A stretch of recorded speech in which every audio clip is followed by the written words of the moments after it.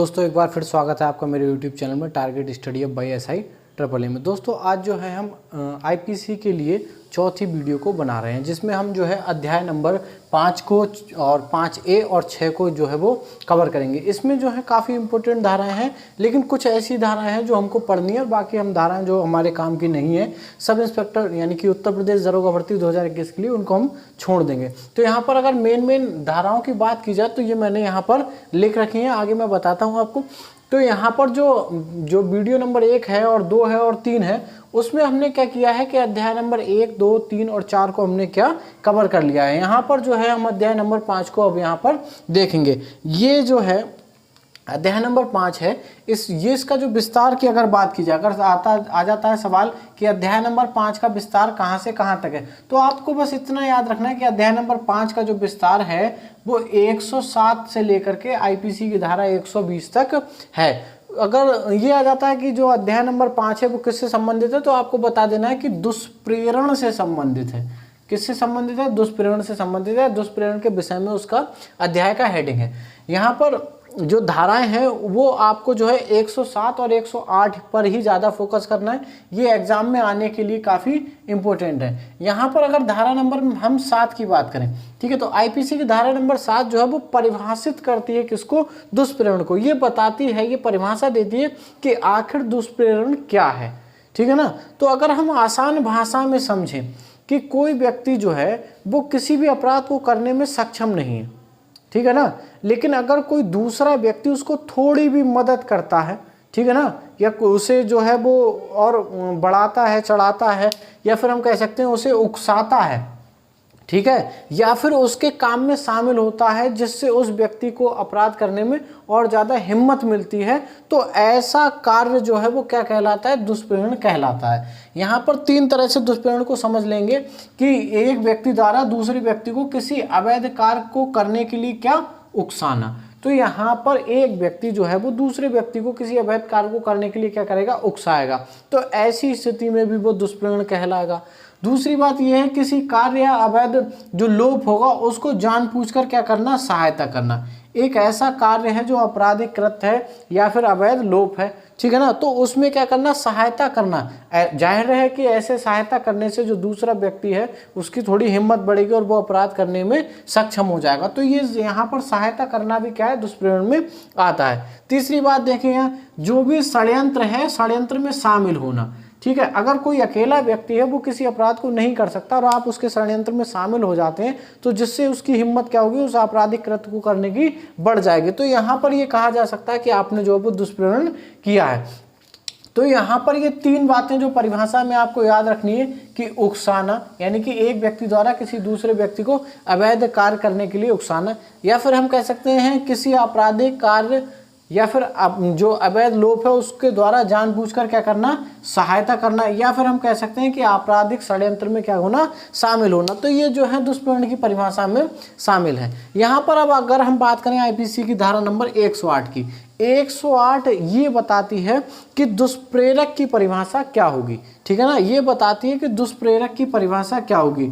तो यहाँ पर आपको बस इतनी बात याद रखना है कि जो व्यक्ति दुष्प्रेरण करेगा या फिर दुष्प्रेरण को करने वाला ही दुष्प्रेरक कहलाएगा, ठीक है ना।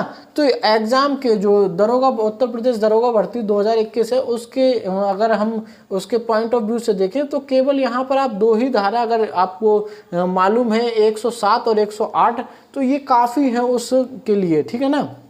ज़्यादा और गहराई तक ये 109 और 110 और जो इसके आगे की धाराएं हैं 11, 12, 13, उनको पढ़ने की आपको इतनी ज़्यादा आवश्यकता है नहीं। 114 आप ज़रूर थोड़ी सी देख सकते हैं, लेकिन अगर ना भी देखते हैं तो कोई इतनी दिक्कत नहीं। बस आपको जो है आईपीसी की धारा 107 और 108 ये अच्छे से मालूम हो। ये जो है 5वें अध्याय में यही 2 मोस्ट इंपोर्टेंट धारा हैं उत्तर प्रदेश दरोगा भर्ती 2021 के लिए। यहाँ पर देखें, अब अध्याय नंबर हम बात करते हैं 5A की, या हम कह सकते हैं 5 का, ठीक है। तो यहाँ पर 5 का जो है वो आपराधिक षड्यंत्र से संबंधित है, आपराधिक षड्यंत्र से संबंधित है। अगर बात आ जाती है कि जो अध्याय 5 का है या 5.1 है, इसका विस्तार कहाँ तक है, तो आप बता देंगे कि इसमें केवल और केवल कितनी धाराएं हैं? 2 धाराएं हैं। तो आपको याद रखना है कि अध्याय नंबर 5 का या 5A में कितनी धाराएं हैं? 2 धाराएं हैं, 120A 120 बी, ठीक है ना। 120 ए जो है वो आपराधिक षड्यंत्र की परिभाषा को बताती है और 120 जो बी है वो आपराधिक षड्यंत्र के दंड को बताती है। अब सबसे पहले रुख करते हैं आईपीसी की धारा 120 ए की तरफ। यहाँ पर बताया गया है कि आपराधिक षड्यंत्र की परिभाषा, तो ये जो धारा 120 ए है ये परिभाषा से संबंधित है और ये बताती है किसकी परिभाषा, आपराधिक षड्यंत्र की परिभाषा। तो ये काफ़ी बार क्वेश्चन आ जाता है कि आईपीसी की कौन सी धारा जो है वो आपराधिक षड्यंत्र को परिभाषित करती है। तो आपको याद रखना है कि अध्याय 5 का की जो धारा है पहली वाली कौन सी, 120 ए, वो आपराधिक षड्यंत्र को परिभाषित करती है। तो आपराधिक षड्यंत्र है क्या, अब हम पहले उसको समझते हैं। यहाँ पर आप आपराधिक षड्यंत्र से मतलब यहाँ किसी आपराधिक कृत्य को करने की सहमति देना मात्र, ठीक है, क्या कहलाएगा, यहाँ पर आपराधिक षड्यंत्र कहलाएगा। इस बात को समझते हैं और गहराई से। यहाँ पर लिखा हुआ है कि किसी अवैध कार्य, ठीक है, ऐसा कार्य जो इलीगल है, किसी अवैध कार्य को, ठीक है, या फिर ऐसे कार्य को जो अवैध नहीं है लेकिन अवैध साधनों द्वारा करवाया जाए या करवाने के लिए, ठीक है, सहमत होना, ठीक है, या सहमति होते हैं, तो ऐसी सहमति क्या कहलाती है, आपराधिक षड्यंत्र कहलाती है। तो यहाँ पर अगर सीधे आ जाता है कि ऐसी कौन सी धारा है जो किसी अवैध कार्य, ठीक है, को करने या फिर ऐसा कार्य जो अवैध नहीं है लेकिन उसको अवैध साधनों द्वारा किया जाता है, ऐसे कार्य को करवाने के लिए अगर सहमत होते हैं तो ऐसी सहमति मात्र ही क्या है, आपराधिक षड्यंत्र है। तो आप बता देंगे कि धारा नंबर 120 ए, ठीक है। उसके बाद जो है धारा 120 बी की ओर रुख करते हैं। 120 बी जो है वो आपराधिक षड्यंत्र के दंड को बताती है, ठीक है ना। ये किसको बताती है, आपराधिक षड्यंत्र के दंड को बताती है। यहाँ पर अगर हम देखें 120 बी में देखें तो यहाँ दो तरह से दंड को जो है दर्शाया गया है। पहला है, यहाँ पर पहला बताया गया कि यदि जो है जो भी आपराधिक कृत्य है वो मृत्युदंड, आजीवन कारावास से लेकर के 10 वर्ष तक के जो कारावास वाले जो दंड हैं उनके लिए है, जिनमें अलग से आईपीसी की धारा में जो है दंड वर्णित नहीं है, ठीक है ना। तो वैसे ही दंडित होगा जैसे उस आपराधिक कृत्य के लिए है, यानी कि उस आपराधिक कृत्य के लिए जितनी सजा है उतनी ही होगी, ठीक है। दूसरे में कहते हैं कि उपधारा 1 को, यानी कि जो पहले वाले पॉइंट है उसमें वर्णित जो दंड है उससे अलग या उससे अतिरिक्त या उससे छोड़कर कि अगर कोई आपराधिक कृत्य व्यक्ति करता तो उसके लिए जो 6 माह का कारावास होगा और जुर्माना होगा या फिर केवल जुर्माने से दंडित वो हो सकता है। तो यहाँ पर आपराधिक कृत्य में जो आपराधिक षड्यंत्र के दंड के यहाँ पर जो बताए गए हैं वो 120 बी में ये बताए गए हैं। आपको अगर दंड याद भी नहीं रहता है 120 बी का तो कोई इतना ज़्यादा वो नहीं है, लेकिन आपको ये पता होना चाहिए कि 120 ए में क्या है और 120 बी में क्या है ना, ठीक है। आगे चलते हैं, रुख करते हैं अध्याय नंबर 6 की ओर। अध्याय नंबर जो 6 है ये जो है राज्य के विरुद्ध होने वाले अपराधों से संबंधित है, ठीक है ना।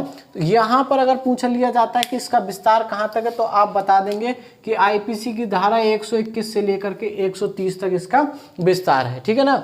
यहाँ पर भी आपको जो है बस आपको अगर 4 धाराएं अगर याद रहती हैं तो ये काफ़ी है।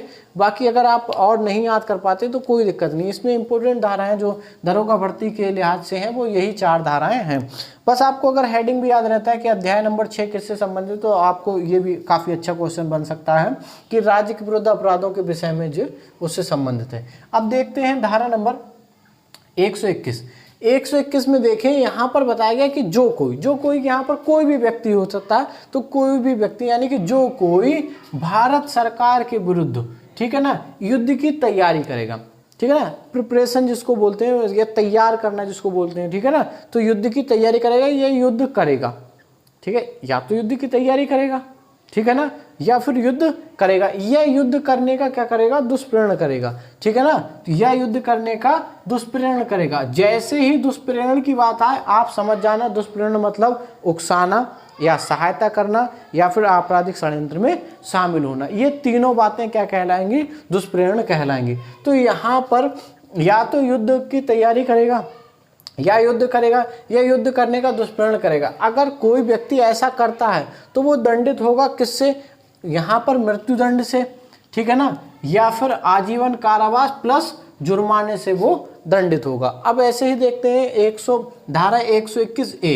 121 में बताया गया कि जो कोई यहाँ पर धारा 121 में दी गई बातों का क्या करता है, षड्यंत्र करता है। यहाँ पर 121 में दी गई बातों के षड्यंत्र का दंड है, ठीक है ना। आपको ये याद रखना है कि 121A में 121 के अंदर की गई बातों के जो है वो षड्यंत्र का दंड है। तो यहाँ पर जो 121A है इसमें दंड दिया हुआ है किसका, जो धारा 121 में की गई बातें हैं उनका अगर कोई क्या करता है, षड्यंत्र करता है। आपको ये याद रखना है, ठीक है ना। तो यदि कोई व्यक्ति ऐसा करता है तो आजीवन कारावास से 10 वर्ष तक के कारावास से वो दंडित होगा और जुर्माना भी उस पर होगा, ठीक है ना। अब बात करते हैं आईपीसी की धारा नंबर 122 के लिए, ठीक है ना। तो 122 में बताया गया कि जो कोई भारत सरकार के विरुद्ध, ठीक है, युद्ध करने के लिए आयुध या गोला बारूद को क्या करेगा, इकट्ठा करेगा, एकत्रित करेगा, ठीक है ना। तो उसके लिए यहाँ पर क्या होगा कि आजीवन कारावास से लेकर 10 वर्ष तक का कारावास होगा और क्या होगा, जुर्माना होगा। यहाँ पर युद्ध करने के लिए आयुध या फिर हम कह सकते हैं गोला बारूद, जो हथियार होते हैं उनको एकत्रित करने के विषय में ये जो है वो 122 आईपीसी 122 की धारा है, ठीक है ना। तो अगर हम 124 देखें, ये काफ़ी इंपॉर्टेंट धारा है। आप ये मान के चलो कि किसी भी शिफ्ट में, किसी भी सीबीटी टेस्ट में आपको ये मिल सकती है, जो कोई भी शिफ्ट हो सकती है दरोगा भर्ती की, उसमें जो भी परीक्षा होगी उसमें किसी ना किसी में ये जरूर मिल सकती है, ठीक है ना। तो 124 को बहुत ही बारीकी से देखते हैं। यहाँ पर ये बताया गया है 124A में राजद्रोह क्या है उसकी परिभाषा बताई गई है और साथ में यहाँ पर उसका क्या बताया गया है, दंड बताया गया है, ठीक है ना। तो आपको ध्यान रखना कि जो 120A है उसमें राजद्रोह है और उसका दंड भी 124A में ही है, ठीक है ना। यहाँ पर जो इसकी परिभाषा है राजद्रोह की वो ये है कि जो कोई, यहाँ पर कोई भी व्यक्ति यदि बोलकर, ठीक है, लिखकर, इशारों द्वारा या अन्य किसी तरीके से विधि द्वारा चुनी गई सरकार के प्रति घृणा पैदा करेगा या कोशिश करेगा, ठीक है ना। तो आपको ये याद रखना है कि जो विधि द्वारा चुनी गई सरकार है, कोई भी व्यक्ति उसके प्रति घृणा पैदा करता है, कैसे, या तो बोलकर, ठीक है ना, कि भाषण हमने दिया बोल करके, या फिर लिख करके हमने कोई नोट वगैरह दिया, ठीक है ना, इस तरह, या फिर हमने प्रेषित करके, या फिर हम कह सकते हैं न्यूज़पेपर वगैरह छाप के, इस तरह से, ठीक है, या कुछ लोग ऐसा बैलेट पेपर में छाप वगैरह करके इस तरह से, या कोई इशारा करके, ठीक है, घृणा पैदा करते हैं, ठीक है, या उसकी क्या कैसे करते हैं, कोशिश करते हैं, तो उन्हें जो है वो दंड प्राप्त होगा आजीवन कारावास प्लस जुर्माना, या तो ये होगा, या फिर 3 वर्ष का कारावास प्लस जुर्माना, ठीक है, या फिर केवल जुर्माना। तो यहाँ पर इस तरह से उनको क्या होगा, दंडित किया जाएगा। तो यहाँ पर काफ़ी इंपॉर्टेंट धाराएं हैं। आप देखिए 107 भी बहुत इंपॉर्टेंट है, 108 भी, 120 है, 120 भी, ये एग्जाम के पर्पज से बहुत इंपॉर्टेंट है। 121 काफ़ी इंपॉर्टेंट है, ठीक है, 121A भी इंपॉर्टेंट है। यहाँ पर जो 124 है, 124A ये भी बहुत इंपॉर्टेंट है दरोगा भर्ती के लिए, ठीक है ना। तो आप इनको, मेरी सलाह यही है, इन्हें आप जो है वो नोटेड डाउन करते रहें, जिससे आप जो है वो परीक्षा से कुछ समय पहले इनको क्या करें, उठा करके दोबारा पढ़ लें, इनका रिवीजन कर लें, हाँ, ठीक है। तो ये जो है वो काफ़ी ज़्यादा इम्पोर्टेंट है आपके लिए, ठीक है ना। चलिए आज का वीडियो जो है वो यहीं समाप्त करते हैं। अगली वीडियो होगी, ठीक है, उसमें हम इसके आगे के अध्याय को क्या करेंगे, देखेंगे, उनको समझेंगे, ठीक है ना। तो दोस्तों अगर वीडियो पसंद आई है तो लाइक कीजिए, ज़्यादा से ज़्यादा हमारे चैनल को सब्सक्राइब कीजिए, अपने दोस्तों से भी सब्सक्राइब करवाइए, ठीक है ना। और जितने भी आपके साथी, जितने भी यार दोस्त आपके जो हैं वो कंपटीशन की तैयारी कर रहे हैं, उन्हें हमारे चैनल के बारे में बताइए। धन्यवाद।